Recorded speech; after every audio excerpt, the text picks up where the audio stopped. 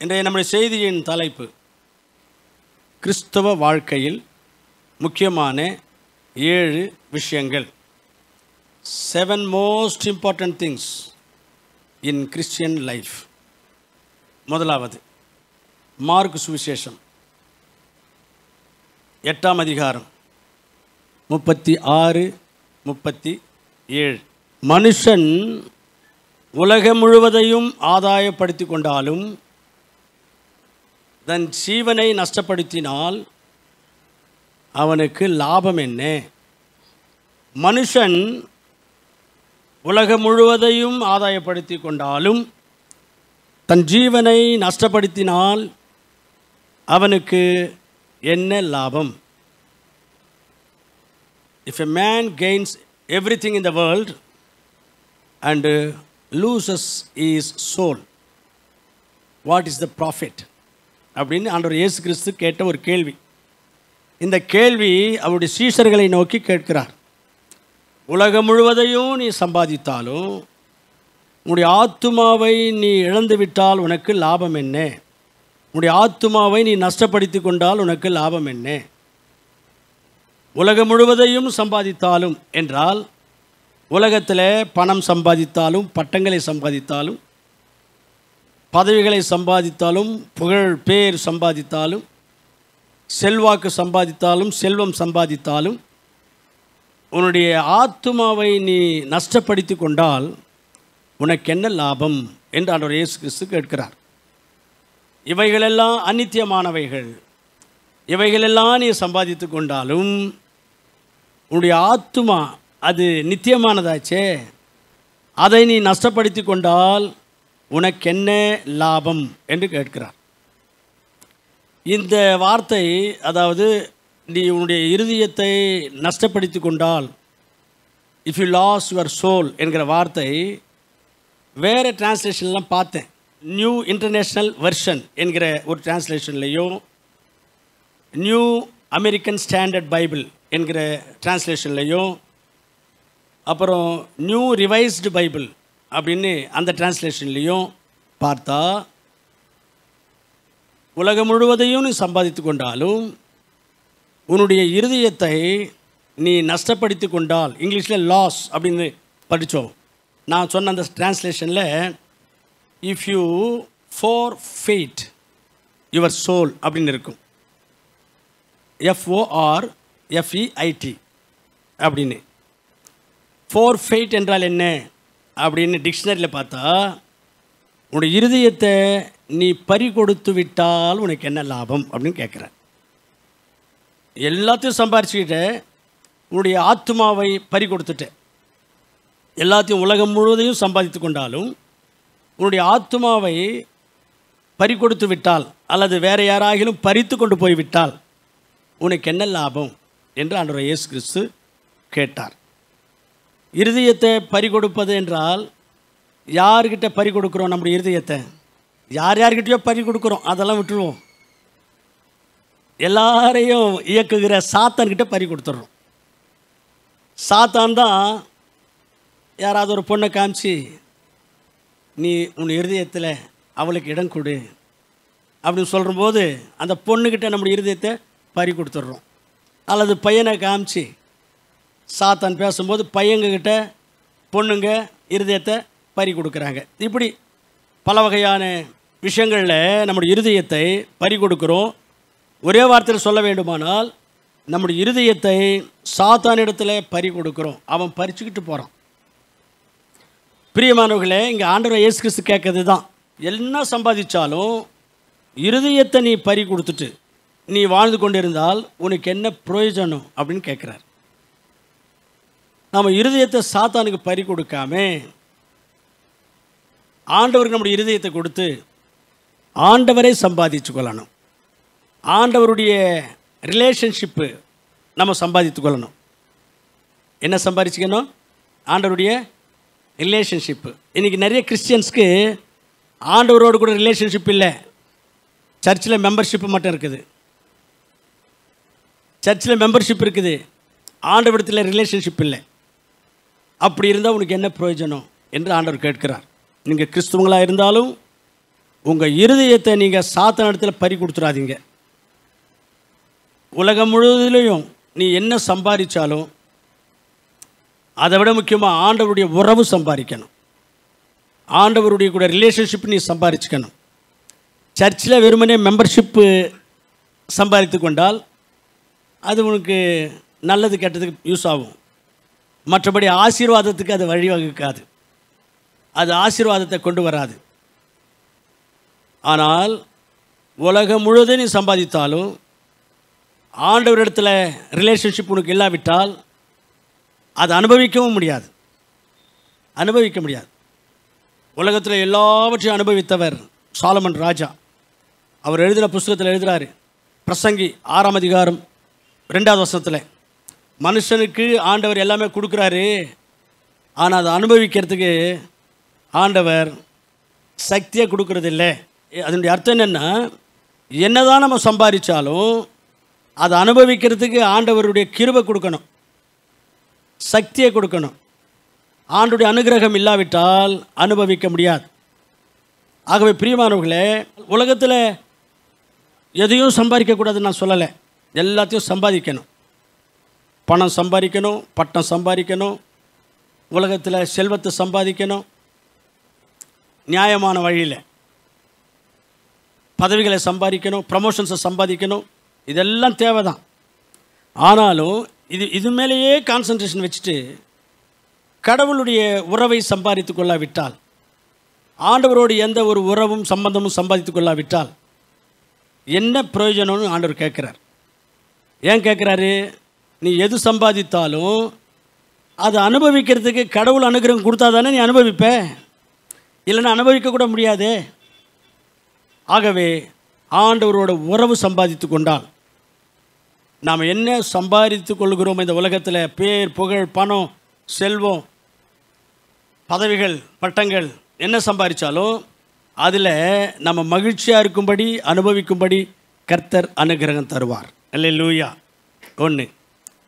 2வது, இந்த உலக வாழ்க்கையிலே ஆசீர்வாதங்களை தருவார். ஆமென். கர்த்தர் ஆசீர்வதிப்பதற்கென்றே உங்களை அழைக்கிறார் அப்படின்னு வேதம் சொல்லுது. அப்போ ஆண்டவருடைய உறவை நாம் சம்பாதித்து கொள்வோமானால் ஆண்டவருடைய பரிபூர்ணமான ஆசீர்வாதங்களை நாம் சுதந்திரித்துக் கொள்ள முடியும். இது 2. 3வது, ஆண்டவருடைய உறவை சம்பாதித்துக் கொள்வோமானால் மோட்ச ராஜ்யத்தை சம்பாதித்துக் கொள்வோம், நித்திய ஜீவனை சம்பாதித்துக் கொள்வோம். இந்த ஆத்துமா இந்த தேகத்தை விட்டு பிரியும்போது இது அந்த நித்திய ராஜ்யத்தில் ஆண்டவரோடு கூட நித்தியமாக தங்கியிருக்கத்தக்கதாக பரலோகத்தை சுதந்திரித்து கொள்ளும். இது 3வது பிளெஸ்ஸிங். புரியுதுங்களா? மறுபடியும் சொல்கிறேன் பாருங்கள். உலகத்தில் என்ன சம்பாதித்தாலும் அதை அனுபவிக்கிறதுக்கு ஆண்டவர் அனுகிரகம் கொடுக்கலன்னா அதை அனுபவிக்க முடியாது. ஆனால் ஆண்டவருடைய உறவை சம்பாதித்து கொள்வோமானால் அதை நாம் சம்பாதித்ததெல்லாம் அனுபவிக்க ஆண்டவர் அனுகிரகம் தருவார். 1. இந்த உலக வாழ்க்கையில் ஆசீர்வாதங்களை தருவார். 2. இந்த உலக வாழ்க்கையை முடிச்சுட்டு போகும்பொழுது நித்திய ஜீவனை தருவார். ஆகவே பிரியமானவர்களே, ஏசாமி அதான் கேட்குறாரு, உலகத்தில் நீ என்ன சம்பாதித்தாலும் உன்னுடைய இருதயத்தை, உன்னுடைய ஆத்துமாவை நீ சாத்தானிடத்தில் பறி கொடுத்து விட்டால் உனக்கு என்ன பிரயோஜனம்? உன்னுடைய ஆத்துமாவுக்கு சாத்தான் சொந்தக்காரன் ஆயிட்டா, அல்லது உன்னுடைய ஆத்துமா சாத்தானுக்கு வசப்பட்டு விட்டால், சாத்தானுக்கு அடிமையாயிட்டா, உங்களுக்கு எந்த பிரயோஜனம் இருக்காதே என்று ஆண்டவர் இயேசு கிறிஸ்து சொல்லுகிறார். ஆகவே இங்கே இருக்கிற சகோதரனே, சகோதரியே, நீ கிறிஸ்டியனாக இருக்கலாம், நான் கிறிஸ்டியனாக இருக்கலாம், நீ என்ன சம்பாதித்தாலும் உன்னுடைய ஆத்துமாவை சாத்தானிடத்தில் பறி கொடுத்து விட்டால், உன்னுடைய ஆத்துமாவை இழந்து விட்டால், நீ என்ன சம்பாதித்தாலும் அதை அனுபவிக்கிறதுக்கு ஆண்டவர் அனுகிரகம் தரமாட்டார், ஆசீர்வாதங்களை தரமாட்டார், நித்திய ராஜ்யம் மோட்ச பாக்கியத்தையும் தரமாட்டார். ஆகவே ஆண்டவருடைய உறவு நாம் சம்பாதித்து கொள்ள வேண்டும். உலகத்திலே பேர், புகழ், படிப்பு, பதவி, பட்டங்களா அல்லது ஆண்டவருடைய உறவா என்றால் எது முக்கியம்? ஆண்டவருடைய உறவு முக்கியம். இது ஃபஸ்ட்டு பாயிண்ட். 2வதாக, கிறிஸ்துவனுடைய வாழ்க்கையில் இரண்டாவது முக்கியமான விஷயம் என்னன்னு சொன்னால், லூக்கா சுவிசேஷத்தில் 10ஆம் அதிகாரம் 41, 42 அங்கே ஆண்டவர் இயேசு கிறிஸ்து பெத்தனியா என்கிற ஒரு கிராமத்துக்கு வரார். அங்கே ஒரு ஃபேமிலி இருக்குது. அந்த ஃபேமிலியில் மரியாள், மார்த்தாள், லாசரு அவங்க இருந்தாங்க. அதில் மார்த்தாள் என்ன பண்ணுறாங்க, ஏசாமி நம்ம வீட்டுக்கு வந்துட்டார், அவருக்கு நல்ல ருசி ருசியாக சமைச்சு அவருக்கு நல்ல விருந்து ஏற்பாடு பண்ணணும் அப்படின்ட்டு ஓடி ஓடி ஓடி ஓடி வேலை செய்கிறாங்க மார்த்தாள். மரியாள் எந்த வேலையும் செய்யலை. ஏசாமுடைய பாதங்கள் அண்டையில் உட்காந்துட்டு ஏசாமுடைய வார்த்தைகளை கேட்கறதுக்காக தாகமாக இருக்கிறான். இந்த மார்த்தாள் கோபப்படுது. நான் ஓடி ஓடி ஒண்டியாக கஷ்டப்படுறேன், இந்த மரியாள் போய் பேசாமல் போய் உட்காந்துருக்குது பாரு அப்படின்ட்டு ஏசாமிகிட்டே போய் கம்ப்ளைண்ட் பண்ணிடுச்சு. ஆண்டவரே, நீயாவது சொல்லக்கூடாதா, நான் ஒண்டியே கஷ்டப்படுறேனே, என்னோட கூட கொஞ்சம் வேலை செய்ய சொல்லி அதுக்கு சொல்லக்கூடாதா ஆண்டவரே அப்படின்னு ஏசாமிகிட்டே போய் கம்ப்ளைண்ட் பண்ணுது. அப்போ தான் ஏசாமி சொல்கிறார், அநேக விஷயங்களுக்காக அலையிறதை விட என்னுடைய பாதப்படியில் உட்காந்து என்னுடைய வார்த்தைகளை கேட்கறது தான் முக்கியம் அப்படின்னு அந்த முக்கியத்துவத்தை ஆண்டவர் இயேசு கிறிஸ்து சொல்கிறத நம்ம இங்கே படிக்கிறோம். இப்போ வாசிங்க. லூக்கா சுவிசேஷம் 10ஆம் அதிகாரம் 41, 42. இயேசு அவளுக்கு, அதாவது மார்த்தாளுக்கு பிரதியுத்தரமாக, மார்த்தாளே மார்த்தாளே, நீ அநேக காரியங்களை குறித்து கவலைப்பட்டு கலங்குகிறாய், தேவையானது ஒன்றே, மரியாள் அதை தெரிந்து கொண்டாள் என்றார். அப்போது இந்த அம்மா ஏசாமிக்காக தான் ஓடி ஓடி வேலை செய்கிறாங்க, விதவிதமாக சமைக்கிறாங்க. ஆனாலும் ஏசாமி சொல்கிறாரு, இதெல்லாம் இல்லைம்மா முக்கியம், என்னுடைய பாதப்படியில் உட்காந்து என்னுடைய வார்த்தைகளை கேட்குறதுக்காக மரியாள் உட்காந்துருக்கிறாளே, இதுதான் முக்கியம், இதுதான் நல்ல பங்கு, எடுபடாத பங்கு, அதை மரியாள் தெரிந்து கொண்டாள் அப்படின்னு ஏசாமி சொல்கிறார். அப்போது ஆண்டவருடைய வார்த்தைகளை கேட்குறத விட முக்கியம் எதுவுமே இல்லைன்றார் ஆண்டவர். மார்த்தாளே மார்த்தாளே, நீ அநேக காரியங்களை குறித்து கவலைப்பட்டு கலங்குகிறாய், ஆனால் தேவையானது எதுன்னா என்னுடைய வார்த்தைகளை கேட்குறதுக்காக என்னுடைய சமூகத்தில் உட்கார்ந்துருக்கிறப்பார் மரியாள், இதுதான் முக்கியம் அப்படின்றார். நம்முடைய கிறிஸ்துவ வாழ்க்கையில் எது முக்கியம்? அநேக காரியங்களுக்காக பிஸியாக அலையிறதில்லை. ஆண்டுடைய பாதங்கள் என்ற உட்காந்து ஆண்டுடைய வார்த்தைகளை கேட்கறது தான் முக்கியம். அதுக்கு தானே நான் டிவியில் உட்காந்து கேட்டுன்னு இருக்கிறேன் 24 மணி நேரம்ன்றீங்களா? கர்த்தருடைய பிள்ளைகளோடு சேர்ந்து கர்த்தரை ஆராதனை செய்து ஜெபம் பண்ணி கர்த்தருடைய வார்த்தைகளையும் சத்தியங்களையும் தேவ சமூகத்தில் தேவனுடைய ஆலயத்தில் வந்து உட்கார்ந்து கேட்கணும். அதுதான் ரொம்ப முக்கியம். அருமையானவர்களே, அநேக காரியங்களை குறித்து கவலைப்பட்டு கலங்கி கொண்டிருக்கிறோம். நாம் கூட சர்ச்சுக்கு ஞாயிற்றுக்கிழமை மட்டும் வந்துடுறோம், மற்ற மீட்டிங்ஸ்க்கெல்லாம் வர்றதில்லை. என்னன்னு கேட்டாக்கா டைமே இல்லை, எனக்கு டைமே இல்லை அப்படின்றாங்க. நான் அடிக்கடி சொல்கிறது உண்டு, எனக்கு டைமே இல்லைன்னு சொல்கிறவங்கெல்லாம் என் டைமே சரியில்லைன்னு சொல்கிற ஒரு நிலைக்கு போயிடுவாங்க. அது கண்டிப்பாக நடக்கும். அதனால் எது முக்கியம் அதுக்கு முக்கியத்துவம் கொடுக்கணும். நம்முடைய வாழ்க்கையில் டெவலப்பு ஆகாததற்கு, முன்னேறாததற்கு, வெற்றி பெறாததற்கு, பக்தி வாழ்க்கையில் நம்ம நினச்ச மாதிரி நாம் ஸ்டாண்ட் பண்ண முடியல, இதுக்கெல்லாம் காரணம் முக்கியமான விஷயங்களுக்கு முக்கியத்துவம் தர்றதில்லை. முக்கியமில்லாத விஷயங்களுக்கெல்லாம் முக்கியத்துவம் தர்றோம். அதனால தான் எதையும் சாதிக்க முடியல, எந்த டெவலப்மெண்ட்டும் இல்லை, எந்த விதமான ஒரு ஆசீர்வாதமும் இல்லை. பிரியமானவர்களே, எது முக்கியம்? ஏசாமி சொல்லி கொடுக்குறார். ஆண்டுடைய பாதப்படியில் உட்கார்ந்து ஆண்டுடைய வார்த்தைகளை கற்றுக்கொள்ளணும். அதுதான் முக்கியம். அதனால் நீங்கள் எல்லா மீட்டிங்க்கும் வந்து ஆண்டுடைய சத்தியங்களை கற்றுக்கொள்ளணும். பைபிளில் எபேசியர் 3:10 என்ன இருக்குன்னா, காலாகாலங்களில் மறைக்கப்பட்ட சத்தியங்கள் எல்லாம் திருச்சபையின் மூலமாய் கர்த்தர் வெளிப்படுத்துவாராம். அப்போ நீங்கள் இங்கே வந்தால் தான் வேதத்தில் உள்ள ரகசியங்கள் மர்மங்கள் எல்லாம் கற்றுக்கொள்ள முடியும். அதனால் தேவ சபையில் நீங்கள் வந்து உட்கார்ந்து தேவனுடைய வார்த்தைகளை கேட்டு நீங்கள் பலப்படணும், விசுவாசத்தில் உறுதிப்படணும், நல்ல ஞானத்தை கற்றுக்கொள்ளணும். வேதத்தின் மூலமாக ஞானம் கிடைக்கும், வேதத்தின் மூலமாய் ஆறுதல் கிடைக்கும், வேதத்தின் மூலமாய் ஆலோசனை கிடைக்கும், வேதத்தின் மூலமாய் வெளிச்சம் கிடைக்கும். வேதத்தை தியானிக்கிறதுனால எத்தனையோ விதமான நன்மைகள் இருக்குது. அதனால் கூட்டங்களுக்கு வந்து தேவனுடைய வார்த்தைகளை கேட்குறது தான் முக்கியம் என்று ஆண்டவர் இயேசு கிறிஸ்து சொல்கிறாரு. அதனால் கர்த்தருடைய வார்த்தைகளை கேட்குறதுக்கு நீங்கள் உங்கள் வாழ்க்கையில் முக்கியத்துவம் கொடுங்க. நம்ம சர்ச்சில் பைபிள் காலேஜ் கூட இருக்குது. இப்போ பைபிள் காலேஜில் சேர்ந்து வேதத்தில் உள்ள ரகசியங்களை விதவிதமாக வகை வகையாக பங்கு பங்காக பைபிள் காலேஜில் தான் கற்றுக்கொள்ள முடியும்.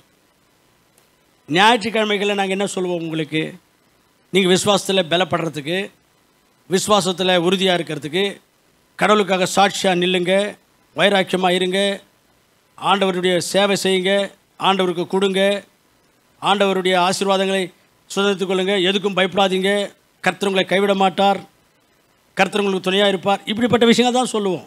ஞாயிற்றுக்கிழமையில் ஃபாஸ்டிங் ப்ரேயர் என்ன சொல்லுவோம், ஜபத்தை பற்றி சொல்லுவோம். இப்போ வேதத்தில் இருக்கிற ரகசியங்கள் மர்மங்கள் எங்கே கற்றுக்குவீங்க? பைபிள் காலேஜில் தான் கற்றுக்க முடியும். பைபிள் காலேஜில் நீங்கள் சேர்ந்தீங்கன்னா ஒவ்வொரு சப்ஜெக்டு வகை வகையாய் பங்கு பங்காய் வகுத்து பகுத்து அதனுடைய உள்ளான அர்த்தங்களை சொல்லி புரிய வைக்கும்போது அப்போ தான் பைபிள் நாலேஜ் நீங்கள் வளருவீங்க. நீங்கள் பைபிள் நாலேஜில் வளர்ந்தால் தான் ஆண்டவர் உங்களை ஊழியத்தில் பயன்படுத்த முடியும். உங்களுக்கு பைபிள் நாலேஜ் இல்லை என்றால் கர்த்தர் உங்களை ஊழியத்தில் பயன்படுத்த மாட்டார். பைபிள் ஒரு வசனம் இருக்குது, நீ என்னுடைய வேதத்தை தள்ளிவிட்டாய், அதனால் உன்னை நான் என்னுடைய ஆசாரியனாய் இராதபடிக்கு தள்ளிவிடுகிறேன் என்றார். ஆசாரியன் என்றால் யார்? ஊழியக்காரன். அப்போ நீ வேதத்தை தள்ளிவிட்டால், வேதத்தின் மீது உனக்கு விருப்பம் இல்லை, வேதத்தில் உள்ள வசனங்கள் மீது வாஞ்சை இல்லை, பசி இல்லை, தாகம் இல்லை, சும்மா பேருக்கு மட்டும் பைபிளை கையோடு கொண்டு வந்துடுறீங்க, மீட்டிங் முடிஞ்சதும் கொண்டு போய் எடுத்துகிட்டு போய் ஷெல்ஃபில் வச்சுறீங்க, அதோட அடுத்த மீட்டிங் வரும்போது சும்மா கையில் கொண்டு வர்றீங்க, இந்த அளவில் நீங்கள் இருந்தால் கடவுளுடைய ஊழியத்துக்கு கர்த்தருனை பயன்படுத்த முடியாது. கர்த்தருடைய சித்தம் உன் வாழ்க்கையில் நிறைவேறாது. நான் பைபிளை படித்ததை பார்த்து எங்கள் அப்பா ரட்சிக்கப்பட்ட புதுசில் எப்போ பார்த்தாலும் பைபிளை படிச்சுட்டே இருப்பேன். எங்கள் அப்பாவுக்கு டவுட் வந்துடுச்சு, இவனுக்கு மைண்ட் எதனா ஆயிடுச்சோ அப்படின்ட்டு. நான் உண்மை சொல்கிறேங்க, சிஎம்சி ஹாஸ்பிட்டலில் கூட்டின்னு போயிட்டு சைக்காட்ரி டிபார்ட்மெண்ட்டில் சார்ட்டு போட்டு 24 மணி நேரம் பைபிள் வச்சு உட்காந்துருக்கிறான் சார், இவனுக்கு எதனா ஆச்சா பாருங்கள் சார் அப்படின்னு என்னை சிஎம்சி ஹாஸ்பிட்டலில் செக் பண்ண வச்சார் எங்கள் அப்பா. அந்த மாதிரி வேதத்தை படித்ததுனால தான் நம்ம பைபிள் காலேஜுக்கு இருக்கிற சப்ஜெக்ட்ஸில் 15 சப்ஜெக்ட்ஸுக்கு நான் நோட்ஸ் ரெடி பண்ணியிருக்கிறேன். நான் ரெடி பண்ண நோட்ஸ் தான் பைபிள் காலேஜில் நம்ம டீச் பண்ணிகிட்டு இருக்கிறோம். வேறு பைபிள் காலேஜ்காரங்களும் நம்மகிட்ட இந்த நோட்ஸ் வாங்கிக்கிட்டு அவங்க பைபிள் காலேஜில் அவங்க யூஸ் பண்ணுறாங்க. நான் எழுதின ஒரு 2-3 நோட்ஸு மெட்ராஸ் யூனிவர்சிட்டிக்கு கொடுக்க போகிறாங்க. நான் என்ன சொல்ல வரேன்னா, அந்த மாதிரி பைபிளை படித்து அந்த பைபிளுடைய நாலேஜை சம்பாதித்து கொண்டதுனால தான் இன்றைக்கி ஆண்டவர் ஊழியத்தில் என்னை பயன்படுத்தி கொண்டிருக்கிறார். பல இடங்களில் கூப்பிடுறாங்க, என்னால் டேட் கொடுக்க முடியல, எனக்கு போகிறதுக்கு மனசு இல்லை. உங்களை விட்டு போயிட்டோன்னா உங்கள் கூட இருந்தாவே இந்த அளவில் இருக்கிறீங்க, உங்களை விட்டுட்டு என்னை கூப்பிட்ற இடத்துக்கெல்லாம் நான் போவேன்னு சொன்னால் எனக்கு நல்ல வருமானம் கிடைக்கும். இப்போ ஒரு 3 மீட்டிங் போயிட்டு வந்தேன் இந்த மாதத்தில். திருவண்ணாமலையில் ஒரு மீட்டிங் 5000 ரூபாய், ஆவிடில் ஒரு மீட்டிங் 5000 ரூபாய், வில்லிவாக்கத்தில் ஒரு மீட்டிங், 10,000 ரூபாய் ஒரு நாள் மீட்டிங். இதை மாதிரி போக ஆரம்பித்தேனாக்கா ஒரு மாதத்தில் 1,00,000 ரூபாய்க்கு மேலே சம்பாரிச்சிருவேன். உங்கள் கூட இருந்து ஊழியம் செஞ்சாவே இந்த அளவில் இருக்குது. உங்களை விட்டுட்டு நான் இந்த மாதிரி போவேன்னு சொன்னால் நீங்கள் பலவீனம் ஆகிடுவீங்க. நீங்கள் ஆவிக்குரிய வாழ்க்கையில் வீக் ஆகிடுவீங்க. சர்ச் மீது உங்களுக்கு இன்ட்ரெஸ்ட் இல்லாமல் போயிடும். மீட்டிங்கில் உங்களுக்கு இன்ட்ரெஸ்ட் இல்லாமல் போயிடும். உங்களுக்காகவே நான் வெளியில் எங்கேயும் போகாமல் யாருக்கும் டேட் கொடுக்காம நான் உங்களோடு இருக்கிறேன். அந்த அளவுக்கு கர்த்தர் பயன்படுத்துறதுக்கு ஆயத்தமாக இருக்கிறார். நான் என்ன சொல்ல வரேன்னா, எதனால் இதெல்லாம் வேதத்தை படித்ததுனால பிரியமானவர்களே, நீங்கள் நல்ல வேதத்தை படிக்கணும். ஆண்டுடைய வார்த்தைகளை வீட்டில் இருக்கும்போது படிச்சுட்டே இருங்க. ட்ராவலில் இருக்கும்போது படிச்சுட்டே இருங்க. நேரம் கிடைக்கும் போதெல்லாம் படிச்சுட்டே இருங்க. மைண்டில் இருதயத்தில் பதியணும்னா ஆண்டுடைய வார்த்தைகள் நீங்கள் சுயமாய் படிக்கணும், தியானம் பண்ணணும். அது மைண்டில் நிற்கும், அது உங்களுடைய இருதயத்தில் நிற்கும். அதனால் நேரத்தெல்லாம் யூடியூப்பில் செலவிடாதீங்க. கடவுள் விஷயங்கள் தான் பார்க்குறீங்க, ஆனாலும் அதனால் உங்களுக்கு பெரிய அளவுக்கு பைபிள் நாலேஜ் வளராது. அதனால் இந்த யூடியூபெல்லாம் ஓரமாக வச்சுட்டு நேரம் கிடைக்கும் போதெல்லாம் வேதத்தை வாசியுங்கள். அதுதான் முக்கியம். மூணாவதாக நம்முடைய வாழ்க்கையில் எது முக்கியம் என்றால் 1 சாமுவேல் 15ஆம் அதிகாரம் 22வது வசனம். அதற்கு சாமுவேல், கர்த்தருடைய சத்தத்துக்கு கீழ்ப்படுகிறதை பார்க்கிலும் சர்வாங்க தகனங்களும் பலிகளும் கர்த்தருக்கு முக்கியம் இல்லை, அது ஆண்டவருக்கு பிரியம் இல்லை என்று இங்கே சொல்கிறார். எது முக்கியம்னா, பலிகளை செலுத்துகிறதை விட ஆண்டவருடைய கட்டளைக்கு கீழ்ப்படுகிறது முக்கியம். அந்த காலத்தில் ஆண்டவருக்கு பலிகளை செலுத்தி கர்த்தர் அவங்களுக்கு செய்த நன்மைகளுக்கு, உபகாரங்களுக்கு, ஆசீர்வாதங்களுக்கு பலிகளை ஒரு காணிக்கையாக செலுத்தினாங்க.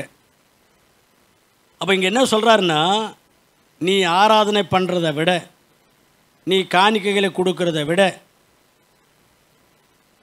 கர்த்தருடைய வார்த்தைக்கு கீழ்ப்படியணும், அதுதான் முக்கியம் என்று இங்கே சாமுவேல் தீர்க்கதரிசி சொல்லுகிறார். நம்முடைய வாழ்க்கையிலையும் கூட ஆண்டவருக்கு நம்ம காணிக்கைகளை கொடுக்கறதை விட, ஆண்டவருக்கு நாம் ஆராதனைகளை செய்கிறதை விட, நாம் ஆண்டவருக்கு நம்முடைய உழைப்பை கொடுக்குறோம். அதை விட ஆண்டவருடைய வார்த்தைகளுக்கு கீழ்ப்படியணும், அதுதான் முக்கியம். அப்போ இதெல்லாம் செய்ய தேவையில்லை, அதெல்லாம் செய்யணும். ஆண்டவர் ஆராதனை செய்யணும், அது நமக்கு ஆசீர்வாதம். சகரியா 14:17 படி ஆண்டவருக்கு காணிக்கைகளை கொடுக்கணும், அது நமக்கு ஆசீர்வாதம். மல்கியா 3:10 படி நம்ம ஆண்டவருக்காக உழைக்கணும், அதனுடைய பலன் பரலோகத்தில் நமக்கு அதிகமாக இருக்கும். இதெல்லாம் செய்யணும். ஆனால் இதிலே திருப்தி ஆகிடக்கூடாது. எதில்? இந்த ஆராதனையிலையும் காணிக்கை கொடுக்கறதுலையும் கடவுளுக்காக உழைக்கிறதுலையும் திருப்தி ஆகிடக்கூடாது. நமக்கு நிறைய பேருக்கு என்ன ஒரு திருப்தின்னா, ஞாயிற்றுக்கிழமை நான் தவறாமல் போகிறேன், நான் முதல்ல ஆண்டவருடைய ஆலயத்துக்கு போவேன், ஆண்டவர் ஆராதனை செய்வேன், அதுக்கப்புறம் தான் என்ன வேணாலும் அப்படின்ட்டு அதில் திருப்தி அடைகிறாங்க. ஆனால் ஆண்டவருடைய வார்த்தை கீழ்ப்படுகிறாங்களா அவங்களுடைய தனிப்பட்ட வாழ்க்கையில் என்று பார்த்தா அங்கே ஃபெயிலு. அந்த விஷயத்தில் ஃபெயிலு. ஆண்டவருடைய வார்த்தையின்படி கட்டளையின்படியெல்லாம் நடந்துக்கிறது இல்லை. சர்ச்சுக்கு மட்டும் கரெக்டாக வந்துடுவாங்க, அதில் அவங்களுக்கு ஒரு திருப்தி. ஆண்டவருக்கு காணிக்கை கொடுக்குறதுல திருப்தி. எவ்வளோ கஷ்டம் இருந்தாலும், எவ்வளோ பிரச்சனை இருந்தாலும் ஆண்டவருக்கு நான் கரெக்டாக என்னுடைய தசம்பாகத்தை கொடுத்துட்றேன், அதில் ஒரு திருப்தி. ஆனால் தனிப்பட்ட வாழ்க்கையில் மற்ற கட்டளையில் கீழ்ப்படுகிறாங்களா என்று பார்த்தால் இல்லை, அங்கே ஃபெயில். கடவுளுக்காக ஒரு வேலைன்னாக்கா நான் எவ்வளோ கஷ்டமானாலும் அது எப்படி ஆகிலும் நான் கஷ்டப்பட்டு கடவுளுக்காக உழைச்சி, கடவுளுக்காக நான் என்னுடைய உழைப்பெல்லாம் ஆண்டவருக்கு கொடுத்துட்ருக்குறேன். பாஸ்டர் ஐயா எந்த வேலை சொன்னாலும் நான் செஞ்சிட்ருக்கிறேன் கடவுளுக்காக, அதில் திருப்தி. தனிப்பட்ட வாழ்க்கையில் வசனத்தின்படி நடந்துக்கிறாங்களா என்று பார்த்தால் இல்லை. இப்போது இதெல்லாம் செய்யணும், ஆனால் இதை விட எது முக்கியம் என்று சாமுவேல் தீர்க்கதரிசி சொல்கிறாரு. கவனிங்க என்ன சொல்கிறாரு. இவைகளை விட ஆண்டுடைய வார்த்தைகளுக்கும் கட்டளைகளுக்கும் நீ கீழ்ப்படியணும். அதுதான் முக்கியம். இப்போ சொல்லுங்கள், ஆண்டுடைய வார்த்தைகளுக்கு கீழ்ப்படியாமல், ஆண்டுடைய வார்த்தைகளின்படி நடந்துக்காமல், ஆண்டுடைய சத்தியங்களையும் சட்டங்களையும் கை கொள்ளாமல், வெறுமனே சர்ச்சுக்கு மட்டும் வர்றதில்ல, காணிக்கை கொடுக்கறதில்ல, கடலுக்காக வேலைகளை செய்கிறதில்ல திருப்தி அடைஞ்சால் நாம் திருப்தி அடைய வேண்டியது தான். ஆனால் நம்முடைய வாழ்க்கையில் ஆண்டவர் சந்தோஷப்பட மாட்டார். நம்முடைய வாழ்க்கையில் ஆண்டவர் திருப்திப்பட மாட்டார். நமக்கும் அது பெரிய அளவில் நன்மையாகவும் ஆசீர்வாதமும் இருக்காது. ஆகவே பிரியமானவர்களே, நாம் கீழ்ப்படுகிறது முக்கியம், காணிக்கைகளையும் ஆராதனைகளையும் பலிகளையும் செலுத்துறதை விட என்ற சத்தியத்தை புரிந்து கொள்வோமாக.